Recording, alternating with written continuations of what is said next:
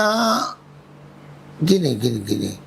Manusia itu kan sebenarnya itu sampai ditulis oleh Paulus ya. Karena dia menanggung, ada di Paulus menulis itu kan. Orang yang mati di atas kayu salib adalah terkutuk. Itu terkutuklah dia. Jadi Yesus dianggap menanggung kutuk. Karena dia menanggung kutuk. Jadi kutuk yang sebenarnya untuk manusia, Yesus yang tanggung dia. Saya ulang pertanyaan saya, Pak. Jadi Yesus mati di atas kayu salib itu keinginan siapa? Kalau Bapak tadi bilang rencana Allah. Tunggu, harus saya jawab sama Pak. Ini salah. Ini karena Bapak kan bilang itu adalah rencana Allah ketika Yesus menghalau Petrus. Ya kan? Sampai Petrus dikatakan iblis gitu. Karena ini adalah rencana Allah. Bapak bilang begitu. Rencana atau keinginan Allah? Bapak bilang rencana Allah tadi. Kalau saya nggak salah ini ya. Apa itu rencana? Dia bilang ketetapan. Terserah mau rencana, mau keinginan, mau ketetapan. Ketetapan. Berarti bahwa dia harus begitu. Berarti Yesus mati di atas kayu salib itu keinginan siapa? Ya keinginan Allah ya, sebagai harus keinginan Allah, Bapak berarti. Bapak melalui Yesus. Berarti yang bunuh diri di atas kayu salib itu Bapak atau Yesus? Bapak melalui Yesus berarti. Bapak melalui Yesus. Bapak melalui Yesus. Tapi bukan ilahinya yang mati kan? Iya, saya nggak nanya itu Pak. Jadi kalau saya nggak nanya. Nah nanti ketika keinginan Allah berarti boleh nggak saya analogikan begini? Bapak sebagai manusia, saya sebagai Tuhan. Atau nggak contoh beginilah. Anggaplah saya punya toko permen. Bapak sebagai orang datang ke toko permen saya, Bapak nyolong permen saya. Contoh nih Pak ya. Bapak makan nih. Besokannya Bapak datang ke tempat saya. Pak Dondi, mohon maaf kemarin saya nyolong permen, saya makan nggak bayar. Saya minta tolong diampuni gitu. Gitu Pak. Saya sebagai pemilik toko permen saya bilang, boleh saya ampuni Bapak dengan cara Bapak harus bunuh dulu anak saya. Bisa nggak saya analogikan begitu? Ya entah anak ini mau kiasan, mau literal, monggo gitu. Tapi Bapak harus membunuh seseorang supaya Bapak saya ampuni. Gitu. Tunggu, itu lain lagi ya. Bukan gitu mungkin lah itunya yang analogi yang Bapak itu ya. Dia mencolong. Ya anggap aja Pak mau mencuri, mau apa, pokoknya Bapak sudah berdosa kepada saya. Sudah berbuat salah kepada saya. Bapak minta ampun kepada saya supaya saya ampuni. Tapi saya ampuni Bapak dengan cara Bapak harus membunuh anak saya. Gitu. Bukan, kalau konsep daripada Bible itu, ya karena Bapak nggak mungkin mau membayar utang Bapak, tidak mungkin. Sebab kesalahan Bapak harus mati kan? Kesalahan siapa? Kesalahan Bapak atau kesalahan saya? Kesalahan Bapak. Yang penyolong. Pencuri. Oke. Harus mati. Kalau dia menyolong itu mati, dia harus mati. Oke. Sekarang saya mau ampunin. Bapak nyolong harus mati. Siapa yang nyolong mati? Iya. Terus? Pak, saya kemarin nyolong. Ya. Tolong diampuni. Ya. Boleh saya ampunin, tapi Bapak harus bunuh anak saya. Gitu. Bukan begitu kalau konsepnya. Gimana? Jadi ya, karena Bapak mau mati, jangan Bapak yang mati, saya yang mati. Begitu. Saya itu siapa maksudnya Bapak? Bapak melalui Yesus. Melalui Yesus. Berarti yang Bapak juga bisa disebut Bapak yang bunuh diri melalui Yesus. Bukan. Melalui Yesus, Pak. Sebab dia membuat ketetapan, nah ini kan kita tarik lebih ke depan lagi ya. Ke belakang atau ke depan? Kalau ke Adam itu apa? Adam ya ke belakang. Ke belakang. Ya. Karena dosa Adam. Karena Adam. Kenapa kita mati? Karena dosa. Dosa Adam. Begini, kenapa manusia mati? Karena kita berbuat dosa. Kan ya. Enggak, karena dosa Adam atau karena dosa Bapak? Tunggu dulu. Sejarah di kisah di Taman Eden, kan Tuhan udah wanti-wanti. Semua boleh kamu makan, tapi ini jangan. Pada saat engkau makan, engkau mati. Nah, pada waktu Adam makan, Adam mati nggak? Tunggu dulu, itu ada lagi cerita. Nanti gampang. Pada saat engkau makan, engkau akan mati. Ya, ada juga hari itu juga engkau mati. Hari itu namanya. engkau akan mati. Itu udah diwanti-wanti. Mati kamu nanti kalau makan ini. Nah itu kan ketetapan yang dibuat oleh Allah. Dia nggak boleh langgar ketetapannya dia. Bahwa dia bikin peraturan, dia harus. Nah karena begitu besar, begitu sayangnya dia kepada manusia. Jangan deh lo yang mati, gua aja deh. Yang mati bapak atau anak? Bapak melalui anak. Bapak melalui anak. Berarti bisa nggak bapak juga ikut bunuh diri? Bukan. Aduh, jadi konsepnya Lah, begitu. kan Yesus mewakili bapak. Yesus mewakili Bapak ya. Betul kan? Nah, Dia berarti yang mati. Yesus mau disebut apa? Anak. Anak. Anak. Yesus kan pada Bapa melalui Ya, Yesus jadi menyepadankan dirinya sebagai manusia. Iya, sekarang- Bukan menyepadankan dirinya sebagai Allah yang mati. bisa dong Pak dianalogikan begini, karena bapak sudah nyolong barang saya, bapak harus dipenjara, gitu kan? Ya umpamanya gitu. Ya. Sekarang saya yang di penjara. Ya. Sekarang bapak boleh saya ampuni, tapi yang dipenjarain anak saya, gitu. Ya, Bukan bapak. Bukan begitu. Ya Bapak Nah, kalau bukan begitu gimana? begini. Yang itu menanggung tidak- dosa itu- bapak kan Yesus. Itu tidak mencerminkan kasih kalau di situ ya. Saya mau mencerminkan kasih sama Bapak lo di penjara. Ya. Nah, ada dua analogi. Nah, karena si Bapak di penjara itu boleh ditebus dengan uang, mungkin begitu. Si Bapak itu nggak mungkin bisa, dia nggak punya uang seperti itu. Ya, saya sebagai bos, oke, saya bayar aja deh. Ya nggak ada yang harus mati dong Pak. Umpamanya, Ah. ada cerita seperti itu. Hmm. Nah, kalau mau cerita, Bapak nyolong harus mati, mati. Daripada Bapak nanti mati karena Bapak nyolong akan dihukum mati, saya aja yang ganti Bapak. Nah iya, itu logis nggak Pak? Kalau saya harus mengampuni bapak dengan cara saya yang mati, Nah itu yang itulah yang dibilang kasih Allah ya. begitu iya logis besar. nggak? Logis nggak begitu? Ya, dibilang di Yohanes 3 kan. Yohanes 13. Karena begitu besar kasih. Iya, logis nggak? Pertanyaan saya. Kenapa saya harus mengampuni bapak dengan cara saya mati? Gitu. Kan yang mati kan bukan ilahi. Ilahi memakai Whoever Pak, tapi harus ada yang mati gitu. adanya mati tapi dalam kesepadanan manusia. Iya. Bukan dalam kesepadanan Sekarang Tuhan. untuk mengampuni dosa bapak harus ada orang yang tidak bersalah yang terbunuh gitu.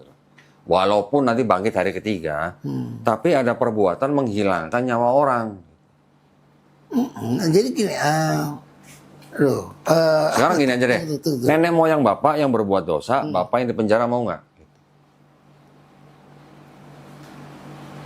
ya itu karena bukan nenek moyang saya berbuat dosa, dia dia di penjara. Enggak, nenek moyang bapak yang berbuat dosa, ini urusannya bapak yang harus dipenjara, mau nggak? Bukan gitu. Enggak, itu bisa saya pakai begitu. Tapi bukan begitu. Gimana? Nenek moyang saya yang berbuat dosa, dia yang di penjara. Enggak dong, Adam nggak di penjara. Adam udah berbuat dosa. Kenapa sekarang harus Yesus yang menebus dosa bapak? Dengar dulu, Adam dia diusir dari Taman Eden. Oke, tapi hari itu kan dia nggak mati. Nanti bapak bilang rohaninya. Oke, tapi kenapa dosa Adam yang sudah dihukum dengan keluar dari Taman Eden, kenapa bapaknya juga ikut dosa? Bukan keluar aja, dia mati, harus mati. Iya. Bukan dia diusir saja dari Taman Eden. Iya, dia harus mati. Dia matinya kan 900 tahun kemudian, Pak. Mati secara rohani kan maksudnya kan? Tuhan menciptakan manusia bukan untuk mati. Itu aja dulu. Untuk apa? Untuk hidup. Terus? Tapi karena dia berbuat dosa, mati dia. Itu. Terus? Kemudian, nah dia sudah berbuat dosa, dia harus resiko mati. Iya. Nah, kalau kita mau lihat, kenapa dia mati 900? Kalau kita mau hitung-hitungan yang dijelaskan oleh Petrus, satu hari adalah 1000 tahun bagi manusia. Satu hari bagi Tuhan. Nah, kalau kita lihat umur Adam kan nggak lebih dari 1000. 1000, ya. Nah, itu kita udah selesai itu ya. Nah, yang jadi konsekuensi dia berbuat itu mati. Iya. Nah, Kenapa Adam sudah mati, bapak nggak boleh mati atau bisa nggak mati dengan cara ada orang yang harus mati untuk bapak gitu loh. tunggu.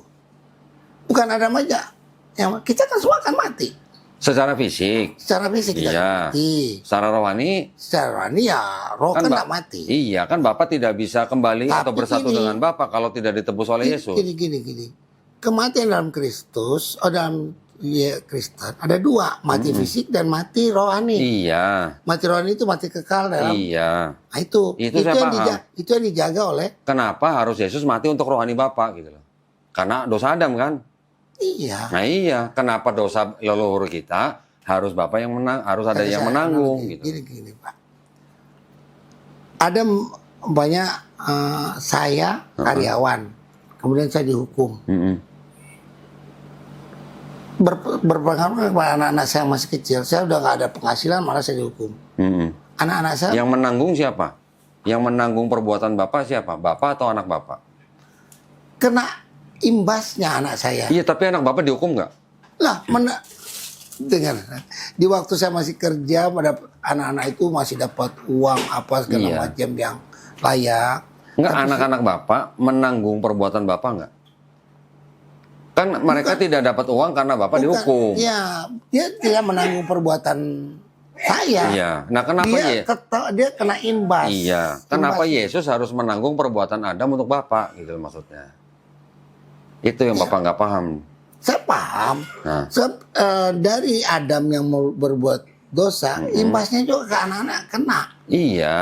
Anak-anak itu, anak-anaknya Adam kan nggak ada yang di Taman Eden kan, tetap dia di luar dan tetap mati. Iya. Gitu kan? Udah gini aja deh. Nah. Kelihatannya susah. Bapak muter-muter. Saya tanya gini.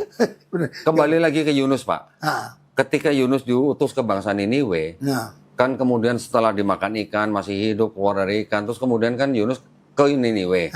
Bangsa Niniwe bertobat. Diampuni nggak, Pak? Habis itu kan bangsa Niniwe berbuat lagi. Enggak, tapi ketika Yunus memperingati bangsa Niniwe bertobat, bangsa Niniwe diampuni nggak? Diampuni. Diampuni. Mereka diampuni dengan cara tidak ada orang yang harus mati. Betul kan? Tunggu. Itu pertobatan, itu bukan dosa waris itu.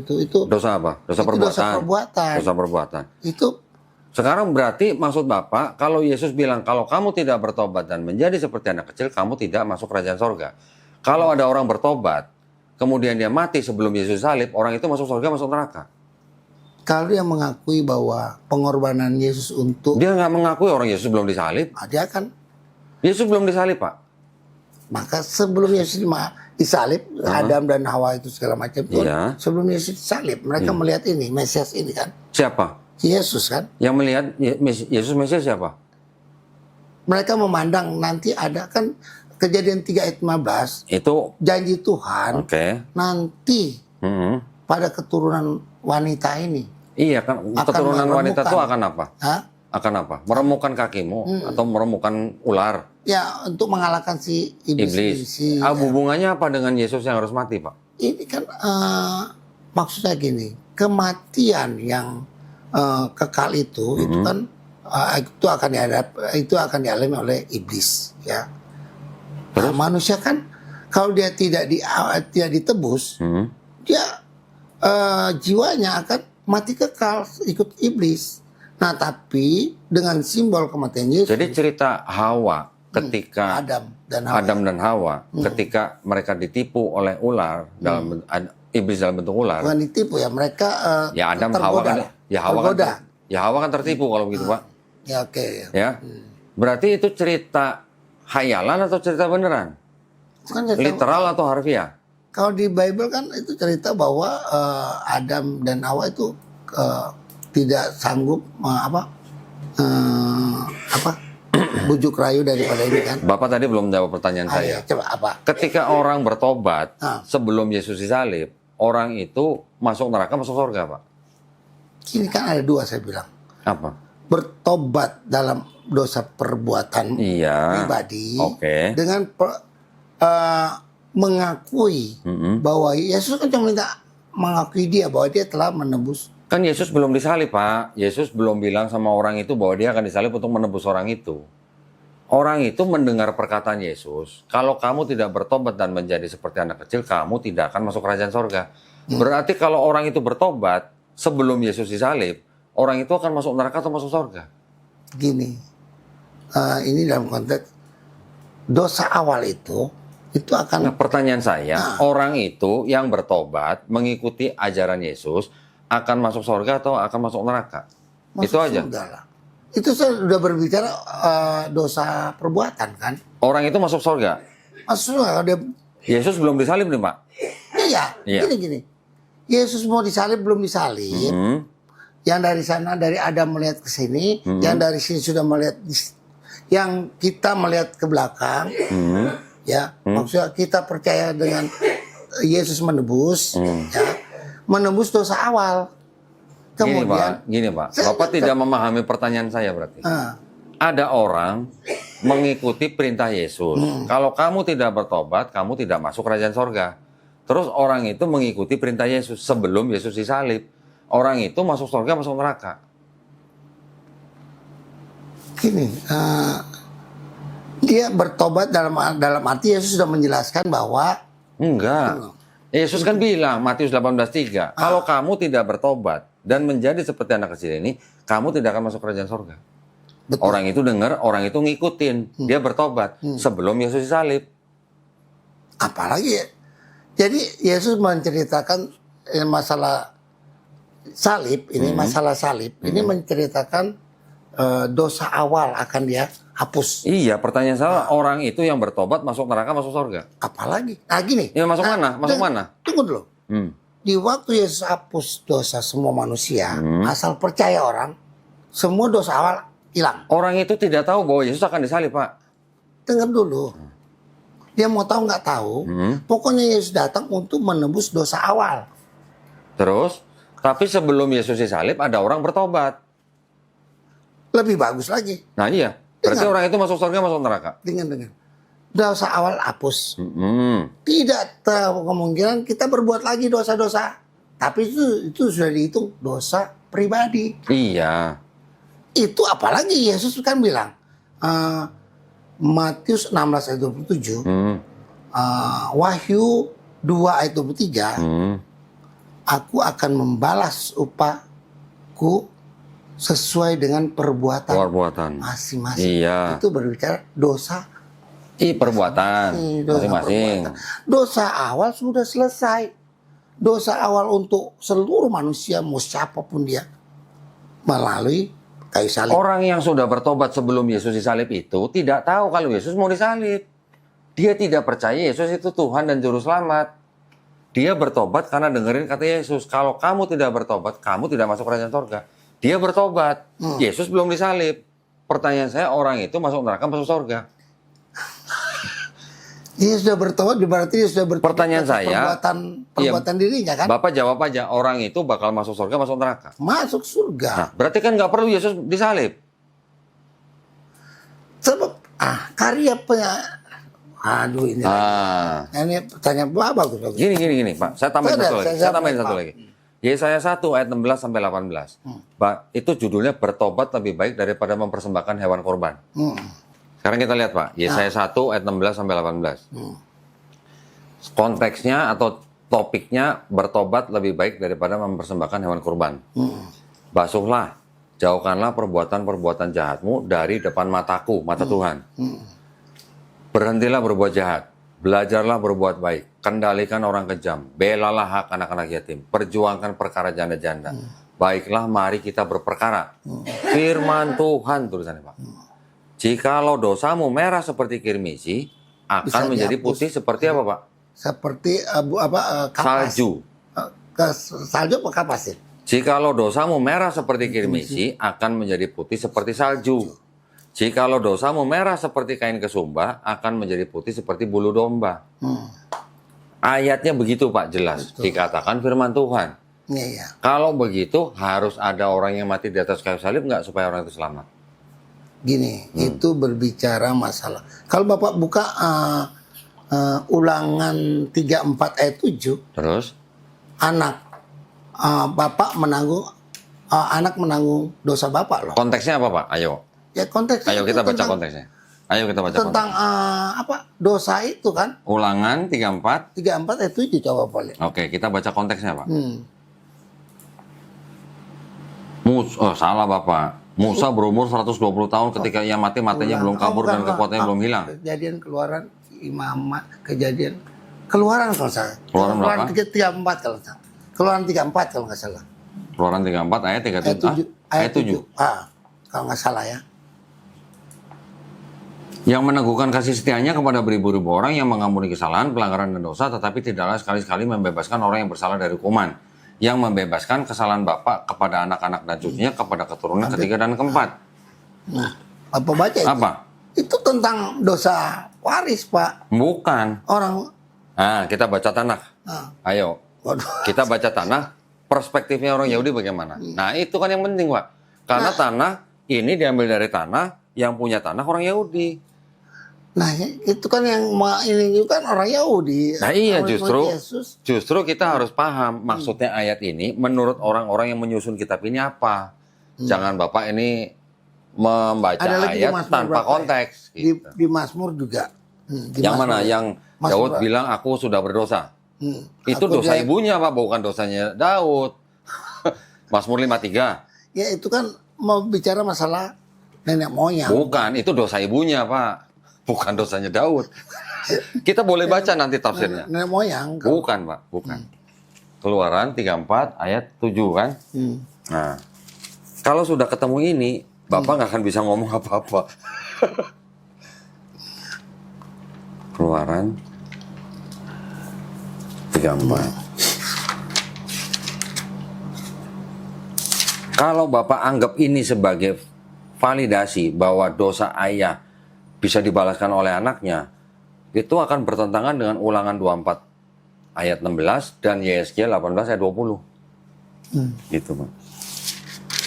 Nah, ada lagi berapa ayat, tapi saya ingat cuma itu. Ya. Ada di Mazmur juga kalau salah dengan. Kalau Mazmur saya udah tahu tuh, Pak. Saya udah pelajarin itu. Preserver of kindness of thousands, for thousands of generation, forgiver of iniquity, willful sin and error, and who cleanses but does not cleanse completely, recalling the iniquity of parents upon children and grandchildren to the third and fourth generation. Kita baca Pak tafsirnya nih, ayat 7. Rabbi Yohanan said, were it not written in the scripture, it would be impossible for us to say it. This passage teaches that God wrapped himself in a tallis like one leading the congregation in prayer and showed Moses in the order of prayer. He said, whenever Israel sins, let them perform before me this order of prayer, and I shall forgive them. Ros Hasanah 17b. Itu kan? Sebelum dosa yang sebelumnya. Iya, tapi kan tinggal minta ampun. Tinggal minta ampun diampunin, Pak. Itu Pak bicara masalah dosa perorangan. Nah, Kan dia bicara, sekarang kalau Bapak memahaminya seperti itu, Ulangan 24 ayat 16 gimana bicaranya? Seorang anak tidak bisa menanggung kesalahan ayahnya. Seorang ayah tidak bisa menanggung kesalahan anaknya. Yang berdosa itu yang mati. Ya Pak, itu kan urut-urutan tanak itu kan. Urut-urutannya 5 kan kejadian Keluaran. Iya. Kalau di Ulangan kan sudah sudah berbicara masalah yang kesini. Keluar dari Mesir. Terus? Nah itu sudah membicarakan. Kalau gitu yang Ulangan yang istilahnya apa ya? Menganulir Keluaran atau Keluaran menganulir Ulangan? Kalau Bapak mau bicara kronologi. Ya kronologi ini dia berbicara masalah nenek moyang ini. Nenek moyang mana? Yang tadi kan sampai 4 keturunan. Iya, nenek moyang. Kan, nenek moyangnya. Berarti kalau arti Adam ini bicara masalah. Nggak sampai Adam, Pak. Ini nggak bicara Adam. Bukan bicara masalah Abraham. Ini kan cuma 3-4 generasi. Zaman Musa 3-4 generasi belum sampai Adam, Pak. Itu kan menceritakan tentang sebelumnya itu kan. Iya, tapi bukan tentang Adam. Ini adalah 3-4 generasi dari zaman Musa. Sampai berapa sih? Ya paling baru sampai Lewi. Kita lihat aja. Lewi ke Musa berapa generasi? Nih, di sini ada. Sorry. Ini Yusuf, Musa. Ini Musa. Ini Lewi. Ini dari Amram dan Yochebed. Ini ke Kohat. Kohat ini suku Lewi. 1, 2, 3. Baru 3 generasi nih. Paling baru sampai Lewi. Bukan itu Masih jauh Pak ke Adamnya. Gitu. Nah, Ya, dosa sebelumnya kan tuh menceritakan enggak, gini dong Pak. dosa itu kan Enggak, mulai terjadi di waktu Enggak, Adam. gini dong. Ketika Tuhan menyuruh Musa untuk memerintahkan bangsa Israel membasmi bangsa Amalek, itu kan ada latar belakangnya Pak. Ya kan? Kenapa? Karena bangsa Amalek dulu pernah menzolimi bangsa Israel 400 tahun yang lalu. Ketika Tuhan memerintahkan Musa untuk menghabisi bangsa Amalek, semua yang bernafas harus dibunuh, kecuali perempuan-perempuan yang belum pernah bersetubuh dengan laki-laki. Itu konteksnya adalah Amalek dulu pernah menzolimi bangsa Israel. Sama juga dengan seperti ini, gitu loh. Jadi Amalek kenapa diperintahkan oleh Tuhan untuk dibasmi? Apakah Tuhan ini, katanya kan Tuhan Maha Kasih. Masa Tuhan malah menyuruh membunuh semua orang, termasuk keledai, unta, gitu. Kalau dibaca tanpa konteks, Pak, kelihatan sekali Tuhan di dalam Perjanjian Lama itu Tuhan yang sangat kejam. Karena memerintahkan Musa untuk menghabisi satu bangsa. Gitu loh. Tapi kan kita harus tahu konteksnya. Kenapa? Ada alasan apa Tuhan menyuruh Musa dan bangsa Israel membasmi Amalek?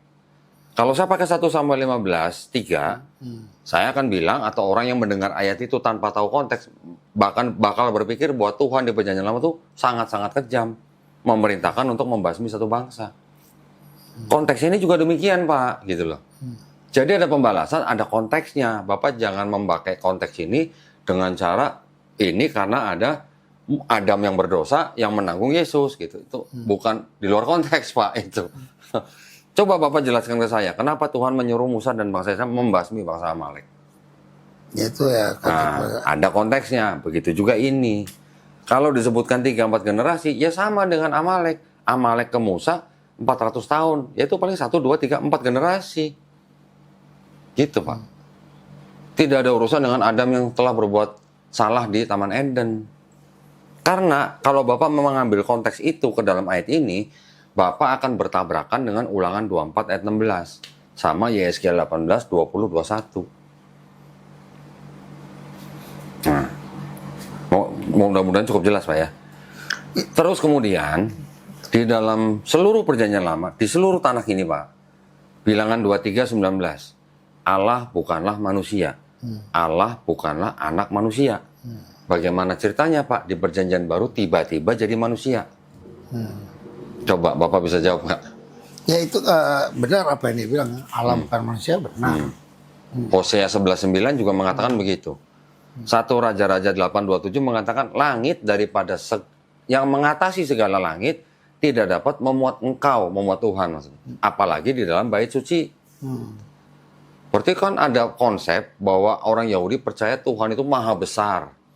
Ya, tidak bisa dimuat dalam langit yang mengatasi segala langit. Artinya ada banyak langit. Gitu. Di dalam Islam kita juga mempercayai bahwa ada 7 langit, Pak. Besarnya ini semuanya digambarkan dengan cincin yang dibuang di padang pasir. Tuhan di dalam Islam atau Allah di dalam Islam juga lam yalid walam yulat, tidak diperanakan dan tidak memperanakan. Artinya bukan anak manusia, bukan manusia. Bagaimana ceritanya? Tuhan yang bukan manusia, Tuhan yang bukan anak manusia, tiba-tiba bisa jadi Yesus di Perjanjian Baru. Apakah tidak berkontradiksi? Itu maksud saya. Ya, memang pemahaman daripada Yahudi dengan Kristen memang Beda. beda. Nah, sekarang pemahaman Bapak tentang Bilangan 23:19 bagaimana? Bilangan 23:19, Allah bukanlah manusia sehingga ia menyesal, Allah bukanlah manusia, anak manusia sehingga dia tidak menepati firman-Nya gitu. Pemahaman Bapak bagaimana? Ya benar, Allah bukan manusia. Nah, kenapa tiba-tiba bisa jadi Yesus, Pak? Allah memakai, kan tidak memakai rupa. Jadi bukan Allah itu menjadi yang tadi saya bilang, kalau menjadi kita pakai kata menjadi, ya nasi jadi bubur ya nasinya hilang. Tulisannya firman menjelma jadi manusia, Pak. Itu yang memang. Tapi kan ada beberapa ini ayat menjelaskan bahwa seperti perkataannya Petrus, Pak. Ya, iya, seluruh Perjanjian Baru yang saya maksud adalah dari Matius sampai Wahyu, Pak. Di dalam Matius sampai Wahyu ini konsepnya Tuhan bisa jadi manusia. Itu bertentangan dengan Bilangan 23:19, Hosea 11:9, Maliaki 3 ayat 6. Tuhan tidak akan berubah. Ya, jadi gini, ya menjadi manusia maksudnya itu ada penjelasannya. Dalam arti bukan yang transenden ini hilang. Enggak, saya nggak bilang hilang. Saya nggak bilang bapaknya hilang jadi manusia. Oh, Bukan, bukan. Saya paham, Pak. Pemahaman Kristen saya paham. Menjelma jadi manusia artinya ada firman yang jadi manusia. Jadi Yesus gitu. Ya, sang firman ya. Sang firman atau hologos yang Bapak bilang. Ya. Bagaimana ceritanya? Allah yang bukan manusia, Allah bukan anak manusia, bisa jadi manusia gitu loh, Pak. Nah, itu dalam kaitan dengan ini karya ya, karya penyelamatan kan tuh. Oke, Bapak mau sebut karya penyelamatan dengan cara dia menjadi manusia, berarti kan bertentangan dengan bilangan 23:19. Ketika dia menjadi manusia, dia sudah menyalahi kodratnya. Lawang langit yang mengatasi segala langitnya nggak bisa memuat engkau, kok bisa tiba-tiba jadi manusia yang kecil sekecil Yesus gitu loh. Ketika Bapak Tuhan bilang dia tidak akan berubah, kenapa tiba-tiba Tuhan yang ini bisa berubah atau firman-Nya bisa berubah menjadi manusia? Gini, itu kita amini ya apa yang bilangan 23 itu ya. Memang Tuhan itu bukan manusia. Dan dia Tuhan yang ilahi ya. Itu kita amini bahwa kita tidak sangkal ayat itu. Terus? Nah, ketika dia memakai daging, itu kan tidak menutup kemungkinan atau tidak mustahil bagi dia kan dia memakai daging untuk menjadi imanen, maksudnya untuk berbicara dengan manusia yang sangat tidak mungkin untuk bisa mendengar suara Tuhan atau melihat itu. Jadi bisa dibilang Allah memakai fasilitas atau apa ya, media ya. Menggunakan cangkang. Menggunakan media. Cangkang gitu. Menggunakan media lah kira-kira. Cangkang atau bagaimana, Pak? Cangkang. Tubuhnya Yesus dianggap cangkang gitu. Topeng juga bisa ya kalau ya. Nah, dia memakai media itu melihat bahwa Allah bukan manusia, nggak bisa. Dia kan tidak bisa terhampiri, tidak bisa dilihat, tidak bisa didengar. Orang Israel aja bisa mati kok dengar suaranya. Nah, sesuai dengan itu aja kita pegang Yohanes 3 itu begitu besar kasih Tuhan kan. Karena manusianya kan sudah jatuh dalam dosa. Nah, saya berapa kali berdialog dengan teman-teman Muslim yang berdosa kan Adam. Apa dosa yang dibikin oleh Adam kan? Nah, di situ ada dijelaskan di Mazmur apa namanya? Tidak setia dengan ketetapan Tuhan adalah tidak setia atau tidak taat kepada perintah Tuhan, itulah dosa kan itu. Saya udah berapa kali. Ada nggak Pak orang Yahudi yang percaya bahwa Tuhan itu bisa menjelma jadi manusia? Atau Musa sekalipun dah? Menjadi maksudnya. Nah, itu menjelma jadi manusia entah menggunakan tubuhnya atau meminjam atau mengosongkan diri dan segala macam. Nah, kalau kita lihat kejadian 18 itu kan apa? Abraham bisa. Kejadian 18. Saya bacain, Pak. Bapak kalau bilang kejadian 18, apakah Bapak baca sampai kejadian 19? Saya baca semua itu. Oke. Yang di kejadian 19 siapa? Saya baca yang 18. Kalau itu dia bukan Tuhan, kalau menurut saya udah dialog juga sama orang. Itu bukan Tuhan, itu malaikat. Iya. Nah, di mana ada malaikat berfirman? Loh, gini Pak. Ketika malaikat bicara sama Hagar, malaikat berfirman nggak? Hagar menyebut malaikat dengan sebutan apa? Itu kan malak Yahweh. Iya. Malak Yahweh itu kan Allah itu. Bukan malaikat, Pak. Pandangannya orang Yahudi itu malaikat. Nah, jadi gini Pak. Malak Yahweh itu kan yang Hagar bilang itu apa? El Shaddai ya. El Shaddai. El Gibor apa El Shaddai? Ya itu bukan Pak, itu nggak ada kaitannya dengan itu. Tapi orang Yahudi tidak pernah mempercayai bahwa Tuhan itu bisa jadi manusia. Ketika kejadian 18 Bapak bilang, Tuhan menampakkan diri kepada manusia, kepada Abraham. Dan tampillah 3 manusia gitu kan. Karena ada 3 manusia, dianggapnya itulah Trinitas gitu kan. Orang Kristen bilang. Ya. Oke, menampakkan diri dalam bentuk 3 manusia. Yang 2 memang malaikat ya. Yang 2, yang 1? Yang 1 kan waktu Allah sendiri. 2 itu ke sana, ke Hmm. Sodom, Hmm. si Abraham masih berbicara dengan Tuhan kan. Itu Tuhan sendiri? Dan apa Mas? Dia berfirman. Bukan, Pak. Gini, Nah, Pak. kalau menurut Yahudi itu adalah Malaikat. Iya. Itu. Ada Memang. nama itu. Nah, memang. Nah, sekarang kan yang menulis ini dan menyusun ini kan Yahudi, Pak. Kenapa Bapak menggunakan kacamata Kristen ke dalam sini gitu maksudnya? Saya kembali ke bahwa murid-murid Yesus kan orang Yahudi. Betul. Tapi kan mereka juga nggak percaya Tuhan bisa jadi manusia kalau orang Yahudi. Dan mereka tetap hidup di bawah hukum Taurat. Sedangkan Bapak ngikutin Paulus yang hukum Tauratnya dibatalkan dengan mati Yesus di atas kayu salib. Betul nggak? Makanya dari tadi saya nggak mau singgung Paulus kan. Sekarang kalau Bapak nggak mengikuti Paulus, Bapak mengikuti siapa? Yesus. Yesus. Kalau Bapak mengikuti Yesus, apa Bapak doanya sujud? Apa Bapak disunat? Apa Bapak puasa? Apa Bapak nggak makan babi? Yesus kalau Yesus bersujud, Yesus itu dia sebagai orang Yahudi. Yahudi. Oke. Tapi dia tidak mengajarkan itu. Itu Lah. di apakah Yesus suruh kita bersujud, suruh nggak ada kan? Loh, sekarang Yesus doanya gimana, Pak? Ya. Yesus doanya gimana?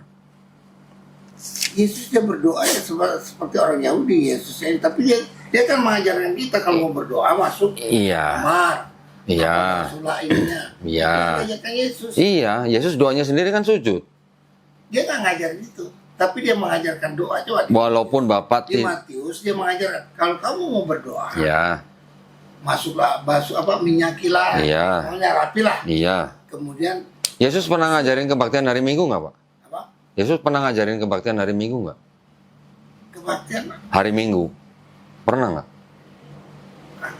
Yesus mengajarkan setiap saat kita boleh. Enggak, kebaktian hari Minggu pernah nggak diajarkan Yesus? Kebaktian itu dalam arti ibadah kan. Iya. Nah, ibadah itu kan setiap saat bisa. Nggak bukan hari Minggu saja. Enggak, yang saya tanya kebaktian hari Minggu yang diadakan oleh Kristen yang mengaku pengikut Yesus itu pernah diajarkan Yesus nggak? Tuh, kalau tidak salah ya, itu kan ada hari raya apa itu sampai berapa hari itu kan. Heeh. Itu Yesus kemudian dengan murid-muridnya kan mengikuti itu ibadah ibadah raya kalau nggak salah itu sampai berapa hari. Nah, pada hari ke-8 itu kan dia bilang. Apa? Hari ke-8 itu hari apa? Itu dianggap hari Senin itu. Hari Senin? Hari Minggu. Ya. Hah? Mana ada hari ke-8 hari Minggu, Pak? Kan hari ke-7 Hari ke-8 apa ke-7? Hari ke-7 apa hari acaranya itu sampai hari ke-8 apa itu saya pernah baca di kisah para rasul itu mereka tuh para murid mengadakan kebaktian selalu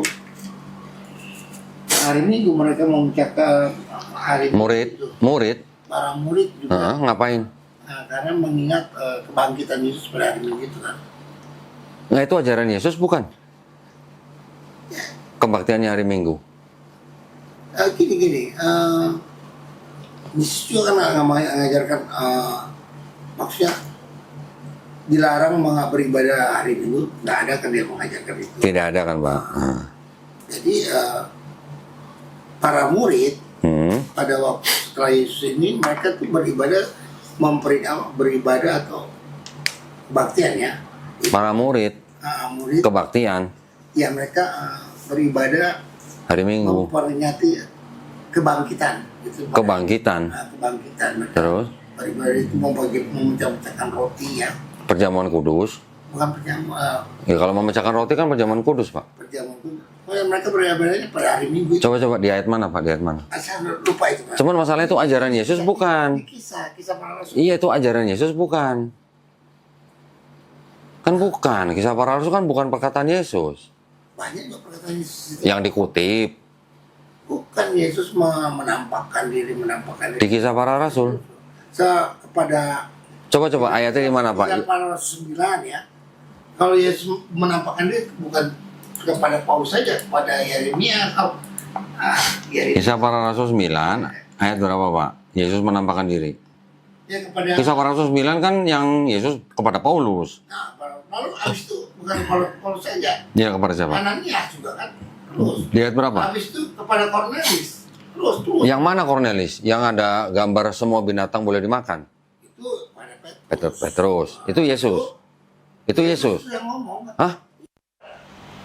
Yesus yang ngomong. Jadi Yesus membatalkan haramnya babi. Dia bukan membatalkan, dia menyuruh. Apa yang dihalalkan? Halalkan oleh Allah itu Allah ini. tidak boleh kau haramkan. Itu di mana, Pak? Markus? Markus itu kalau nggak salah. Bukan.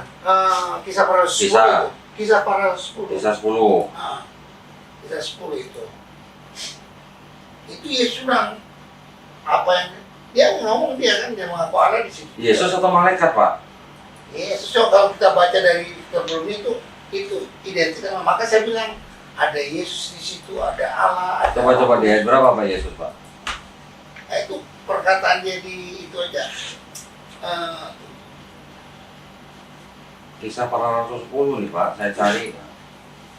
Ini mulai ayat 13 kan, udah mulai itu. Dengarlah oleh suatu suara yang berkata, bangunlah. Terus itu Yesus yang ngomong. Mana Yesusnya, Pak? Mana kata Yesusnya? Mana kata Yesusnya?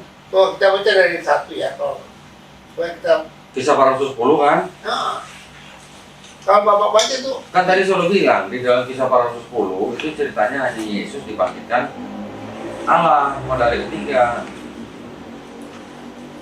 10:38 tentang Yesus. Tapi yang berbicara dengan Petrus yang memperlihatkan lembaran kain yang ada semua binatang itu, di mana kata ada Yesusnya, Pak? ini Yesus nih yang baca udah kalau Bapak. Ayat berapa? Ayat berapa? Ini 13. 13. 13. Kedengaranlah olehnya suatu suara yang berkata, bangunlah hai Petrus, sembunyilah dan makanlah. Mana Yesusnya, Pak? Ini Yesus yang berkata, Pak. Iya, kata Yesusnya mana? Tuh, kalau kita mulai dari ini, kita baca dari 1, ternyata Nih, saya bacain aja, Pak ya. Ya. Saya bacain aja nih, Pak. Di Kaisarea ada seorang bernama Cornelius, seorang perwira pasukan yang disebut pasukan Italia. Ia saleh, ia serta seisi rumahnya takut akan Allah, dan ia memberi banyak sedekah kepada umat Yahudi dan senantiasa berdoa kepada Allah. Dalam suatu penglihatan, kira-kira jam 3 petang, jelas tampaknya seorang malaikat Allah masuk ke rumahnya dan berkata, Cornelius. Ia menatap malaikat itu dengan takut, ia berkata, ada apa Tuhan? Tuh, yang datang malaikat Cornelius menyebut Tuhan. Zakaria tidak, sebentar, Pak. Pak Dodi. Ya. Kalau malaikat Allah itu selalu identik sama Allah. Bukan, Pak. Malaikat Allah ya malaikat utusan Allah. Nah, kalau kita, Bukan Allahnya sendiri yang turun, Pak. Karena kalau dibilang Allahnya sendiri yang turun, bertabrakan dengan 1 Raja-Raja 8:27. yang saya pahami, kalau bilang sudah berbicara malaikat Allah, itu Allah sendiri. Jadi Allah malaikat. Malaikat Allah itu Allah itu sendiri, bukan Allah Jadi Allah turun dalam bentuk malaikat. dalam bentuk malaikat. Itu yang kami pahami seperti itu. Di mana, Pak, ada pemahaman Yahudi seperti itu, Pak? Nah, Nggak ada. Itu kan karena ini kan murid-murid Yesus orang Iya. Yahudi. Ini kan Kristen nih. Kisah para Rasul kan tulisan orang Kristen. Kalau disebut malaikat Allah sama dengan Allah, itu pemahaman yang berbeda dengan pemahaman Yahudi, Pak. Yahudi yang mana? Kalau Yahudi yang mengikuti tanah, yang menyusun dan menulis tanah. murid Yesus kan Yahudi. Yahudi, apakah mereka menulis tanah? Nah, yang seangkatan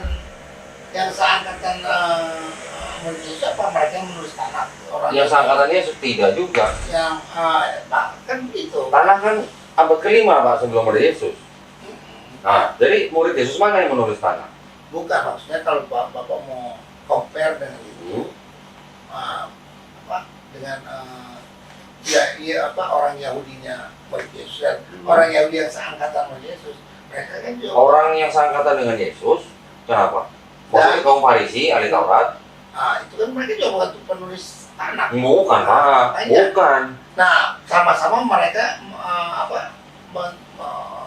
menafsirkan menurut penafsiran daripada Bukan, Pak. Yesus. Bukan begitu. Tanah ini ditulis kapan, Pak? Saya paham. Ditulisnya abad ke-5 sebelum Yesus. Ya, Bagaimana ceritanya ahli Taurat dan Farisi zaman Yesus menulis ini? Kan nggak mungkin, Pak. 700 tahun sebelum. 500 tahun. Bukan 700. Enggak. Musa 500. Bukan. Musa kan 700 tahun. Musa hidup ke abad berapa, Pak? Jadi kalau nggak salah 700 Salah. abad 7 sebelum. Bukan. Daud aja abad 11-10. Bagaimana Musa abad 7? Abad ke-7 itu orang Israel dibuang ke Babilonia, Pak. Ya. Iya. Baru di Babilonia itu ada mazhab-mazhab yang menyusun hikayat-hikayat ini Pak Hen. Nih hikayat-hikayat ini yang turun akhirnya disusun oleh Ezra menjadi ini. Final kira-kira tahun 450 sebelum Masehi. Berarti kira-kira 500 tahun sebelum Yesus. Musa hidupnya abad 15-14. Daud hidupnya abad 11-10. Oh iya. Abad ke-7 itu bangsa Israel sudah dijajah oleh Babilonia, dibawa ke Babel, pembuangan Babel. Dari Musa ke Yesus itu bukan 700. Bukan, 1000. 1500 tahun. Itu oh ya Musa ya. Mungkin Bapak mikirnya siapa? Abraham atau siapa? Abraham lebih lagi. Abraham hampir 2000 tahun. Iya, betul. Nah, jadi 1500 tahun ya. Iya, tidak ada orang zaman Yesus yang menulis ini, Pak. Iya. Nah, sekarang Bapak bisa ngomong Yesus dan murid-muridnya kan orang Yahudi. Ya, Bapak kan bacanya dari Gospel. Iya kan? Bacanya kan dari Matius, Markus, Lukas, Yohanes.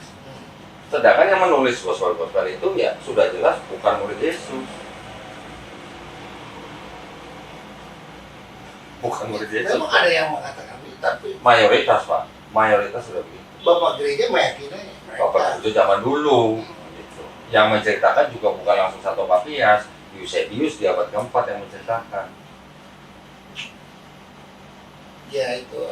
Saya cuma ingin merangkum begini aja Pak. Ketika ada sebuah kitab, ya, yang menulis siapa kita tahu, siapa Yahudi, yang menafsirkan, yang punya otoritas untuk menafsirkan siapa kita juga tahu. Tetapi ketika kitab ini berubah menjadi Septuaginta, terus kemudian dipakai oleh Kristen menjadi Perjanjian Lama, tapi dirubah-rubah, saya belum tentukan Bapak tadi yang berubah-ubah ya. Bagaimana ceritanya itu bisa dianggap sebagai kitab yang valid gitu loh, untuk Kristen. Sama seperti Bapak, sama seperti saya menafsirkan kitabnya orang Kristen pakai kacamata Islam. Saya nggak mau melakukan itu Pak. Saya tahu pemahamannya Kristen, karena saya punya kitab tafsirnya Kristen nih. Segini banyak nih Pak. Saya harus tahu. Tapi saya juga tahu Kristen sudah menafsirkan kitabnya Yahudi dengan kacamata Kristen. Nah, Kristen ini sendiri berasal teologinya dari mana? Bukan dari tanah, tapi dari Helenisme Yunani, paganisme Romawi. Bahkan Trinitas sebelum ada Kristen sudah ada Pak sebelumnya. Di Babilonia sudah ada Trinitas, ada Namrus, Semiramis. Di Mesir sudah ada Trinitas, Osiris, Horus, Ra. Di India ada Trimurti. Kenapa cuma 3 Pak Trinitas? Kenapa nggak 5, kenapa nggak 10, kenapa nggak 20, kenapa nggak 100? Pribadinya maksud saya. Karena itu sudah mengikuti filsuf atau filosofi Yunani, Pak. Aristoteles mengatakan, berdasarkan perkataan orang-orang Pitagoras, alam semesta ini diatur dengan angka 3, awal, tengah, akhir. Untuk itulah kami gunakan untuk menyembah dewa-dewa kami. Itu yang dipakai sama filosofi Yunani. Itu yang akhirnya merayap masuk ke dalam Kristen. Bapak mau bicara Tuhannya Esa bagaimana ceritanya, tetap ada 3 bayangan pribadi yang muncul di kepala Bapak. Ada Bapak di sorga, ada suara inilah anakku yang kukasihi, ada Roh Kudus dalam bentuk burung merpati, ada Yesus di Sungai Yordan. Bapak bagaimana bilang itu satu kalau 3-3-nya nongol bareng gitu? Kan nggak masuk akal kalau 3-3 nongol bareng. Itu baru konsep ketuhanannya. Di dalam Yahudi tidak ada cerita orang Yahudi percaya Tuhan itu bisa jadi manusia. Mau disebut memakai, mau menjelma, mau apa, itu nggak ada. Karena Tuhan itu yang Bapak bilang transenden, ya transenden dia hanya eksklusif hanya untuk dia sendiri gitu Pak. Tidak bisa dibagi untuk yang lain. Ya saya juga menyebutkan begitu. Dan tidak ada konsep manusia menebus dosa orang lain. Menebus dosa orang lain dengan darah itu adalah konsepnya pagan Pak. Konsepnya pagan. Orang-orang pagan Viking di abad 7-8-9 ketika mereka mulai eksodus masuk ke dalam negeri Saxon atau yang sekarang kita kenal dengan Inggris, mereka sudah punya kebudayaan pagan dengan cara penebusan dosa dengan cara menumpahkan darah manusia. Contoh misalnya, ada sebuah desa di Viking terkena bencana, mereka menganggap diri mereka sudah berdosa. Bagaimana caranya supaya mereka selamat? Mereka harus korbankan salah satu warga desa dibunuh, ditumpahkan darahnya dengan pemahaman bahwa orang yang dibunuh ini menghapus dosa mereka semua. Orang yang dibunuh sukacita, Pak, karena dia yakin dia akan langsung masuk Valhalla. Valhalla itu surganya orang Viking gitu lah. Langsung akan minum bir bersama dengan Dewa Thor gitu misalnya. Itu pemahaman orang-orang pagan. Itu, Pak, yang merayap ke dalam Kristen. Makanya Yesus harus mati di atas kayu salib. Kalau tidak mati dan bangkit, tidak ada iman Kristen. Maka dari saya tanya, ketika iblis membisiki Yudas sampai akhirnya Yesus harus disalib, iblisnya buat orang Kristen kan harusnya berjasa. Kalau tidak ada bisikan iblis kepada Yudas, tidak akan ada penyalipan. Nah, berarti itu ada sebuah konsep keselamatan yang timbulnya belakangan setelah Yesus nggak ada, Pak. Konsep ini yang menimbulkan adalah Paulus. Paulus yang mengajarkan dosa waris, Yesus nggak pernah mengajarkan dosa waris. Yesus mengajarkan tobat sama dengan Yesaya 1 ayat 16-18. Kan gitu, Pak. Udah gitu Yesus juga mengajarkan bangsa Israel untuk mengikuti ajaran ahli Taurat dan orang Farisi. Yaitu isinya, Pak, ya Taurat. Tetapi hukum Taurat yang disuruh Yesus untuk orang bangsa Israel belajar itu dibatalkan oleh Paulus. Dengan matinya Yesus di atas kayu salib, hukum Taurat itu sudah batal. Makanya kamu nggak perlu sunat, karena kalau kamu sunat, matinya Yesus di atas kayu salib tidak ada gunanya buat kamu. Tapi pesan itu oleh Paulus diberikan kepada orang-orang non-Yahudi. Kepada orang Yahudi, Paulus tetap bilang, kalau kamu orang Yahudi, kamu harus tetap hidup di bawah hukum Taurat. Kan gitu pesannya Paulus. Tapi buat kamu orang-orang non-Yahudi, kamu tidak perlu hidup di bawah hukum Taurat karena dosa kamu sudah ditebus dengan mati Yesus di atas kayu salib. Hukum Taurat untuk kamu sudah batal dengan mati Yesus. Bedanya di situ, Pak. Jadi saya cuma minta Pak Robert jujur di dalam memandang sebuah Bible seperti ini, Pak. Bahwa di dalam Bible Bapak itu ada konsep ketuhanan dan keselamatan yang berbeda antara kitab Perjanjian Lama dengan kitab Perjanjian Baru. Tetapi di Perjanjian Baru pun 4 kitab ini yang menceritakan tentang Yesus, ini pun Yesus masih mengajarkan tauhid, Pak. Yesus mengulang perkataan Musa di Ulangan 6 ayat 4 ketika ditanya oleh ahli Taurat dan ahli Farisi, hukum apa yang terutama? Adonai Elohenu, Adonai Echad. Ya kan, Pak? Markus 12:29. Yesus mengulang perkataan Musa. Yesus tidak pernah mengajarkan ada pribadi Bapa, pribadi Yesus, pribadi Roh Kudus, nggak pernah, Pak. Pribadi Roh Kudus yang ada di dalam Perjanjian Baru ini memang diambil dari Perjanjian Lama. Tetapi di Perjanjian Lama, pemahaman tentang Roh Kudus itu yang tadi disebut itu dengan ruah, Pak. Ruah itu bisa berarti roh, tapi juga bisa berarti angin, kehadiran, kuasa. Itu dijadikan pribadi oleh Kristen. Padahal itu bukan pribadi yang berbeda dengan Yahweh atau Hashem gitu loh, maksud saya. Jadi Kristen itu memang sebuah agama baru yang diciptakan oleh Paulus. Yesus sendiri tidak pernah menciptakan atau mengajarkan agama Kristen, karena Yesus meneruskan ajaran Musa. Yesus tidak menghilangkan Taurat, Paulus yang membatalkan Taurat. Nah, otoritas dari mana Paulus bisa membatalkan hukum Taurat? Otoritasnya gitu maksud saya. Gini, tadi kan saya jawab bahwa di Lukas 16 dan 16 itu kan pewahyuan itu selesai. Yang sampai Yohanes. Ya, sampai Yohanes. Kemudian, saya mau bicara masalah panjang lagi nanti. Saya bicara masalah aku datang bukan untuk menghilangkan hukum Taurat. Ya. Satu titik atau tidak satu. Nah ini dalam arti Yesus tidak memang mau merubah. So, kalau Taurat dirubah, ya penggenapan itu akan jadi. Penggenapan apa, Pak? Penggenapan bahwa Yesus itu akan sampai di atas kayu salib. Ya. Karena Yesus sendiri bilang di Lukas dinubuatkan bahwa jadi gini, saya hukum Taurat dan kitab Barnabas dan Mazmur itu ada skenario, satu skenario yang ditulis secara sweet, nggak boleh berubah setitik pun. Kalau ini titiknya skenario dirubah, ceritanya nggak akan sampai ke. Mohon maaf, Pak, saya potong. Di Matius 5 ayat 17-20, lebih mudah langit dan bumi runtuh daripada satu iota pun dihilangkan. Betul nggak, Pak? Betul. Kalau Bapak memandang bahwa Yesus sudah mati, makanya hukum Taurat itu batal sesuai dengan pemikiran Paulus, apakah langit dan bumi runtuh pada saat itu? Kan tidak. Ini Pak, ya. Itu Lukas menjelaskan lebih baik langit dan bumi runtuh. Itu di Lukas. Daripada merubah satu iota. Jadi skenario hukum Taurat sampai ini itu nggak boleh dirubah satu iota pun. Karena itu adalah nubuatan yang harus dipenuhi oleh Yesus, nubuatan yang harus digenapi oleh Yesus. Jadi cerita itu nggak boleh dirubah satu. Lebih baik langit dan bumi rontok. Oke. Betul. Rontok dalam arti cerita sekarang itu nggak boleh dirubah satu titik pun. Sebab itu cerita tentang satu sasaran atau satu nubuatan yang nggak boleh dirubah. Kalau kita sudah merubah skenario, ceritanya akan beda. Maka yang bisa merubah cerita itu hanya Tuhan. Tapi itu nggak boleh dirubah.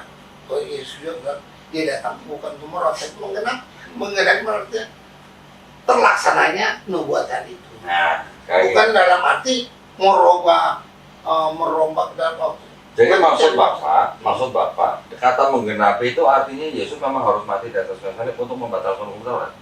Menggenapi dalam arti terlaksanalah Nubuatan itu. nubuatan, terlaksanalah skenario itu. Nubuatannya di mana, Pak?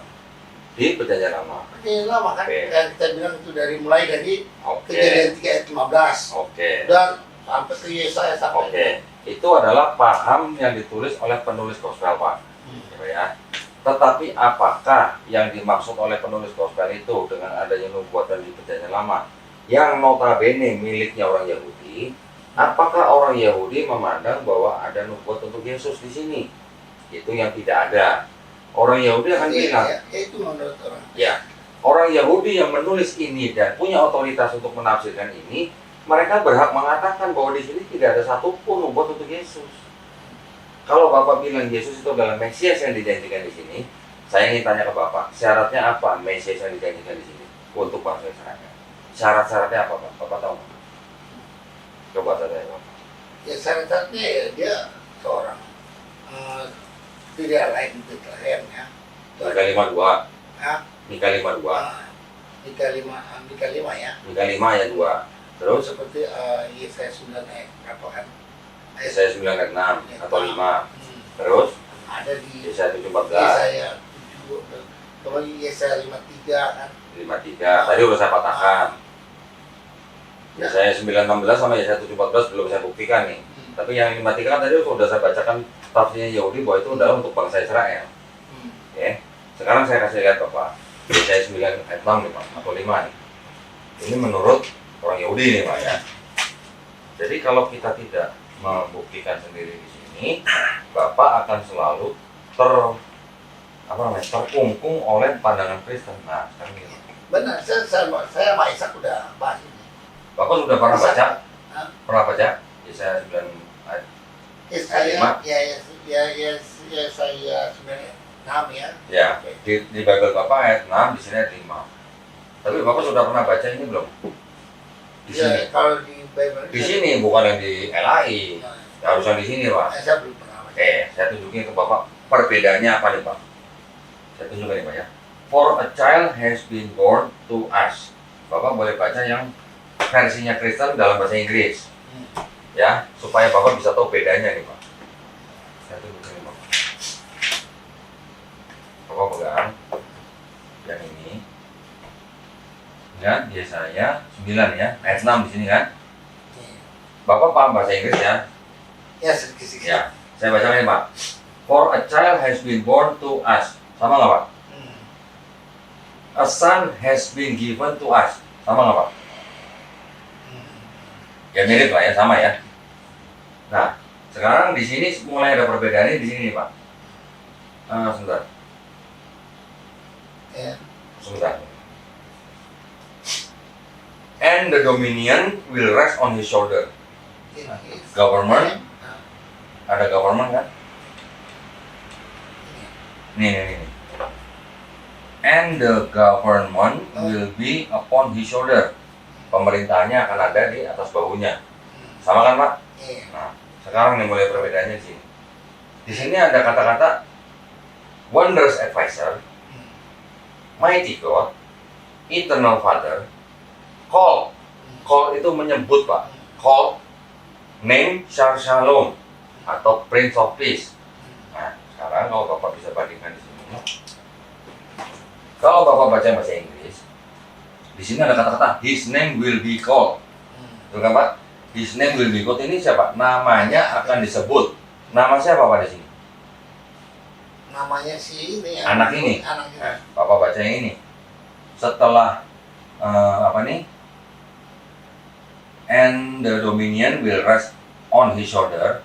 Ada nggak, Pak, his name atau nama anak itu di sini? Enggak ada. Nggak ada. Kenapa nggak ada?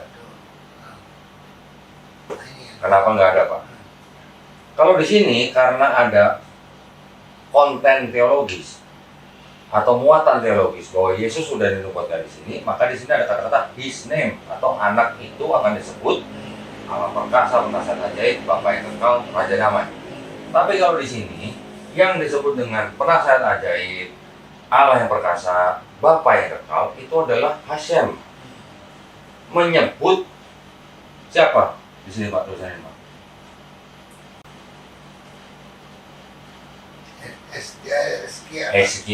Hezekia adalah raja bangsa Israel yang membawa damai bangsa Israel.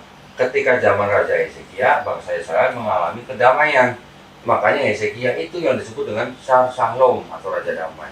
Tapi yang tiga gelar ini adalah gelarnya Hashem yang menyebut Hezekia sebagai Shalom atau Prince of Peace. Berarti kan ada distorsi, Pak, penerjemahannya. Yang di sini His name jadi nama anak itu dianggap seolah-olah Yesus di Perjanjian Baru. Di sini Tuhan yang Maha Esa itu, Allah perkasa itu, Bapa kekal itu menyebut Raja Hezekia sebagai Prince of Peace. Ini perbedaannya, Pak.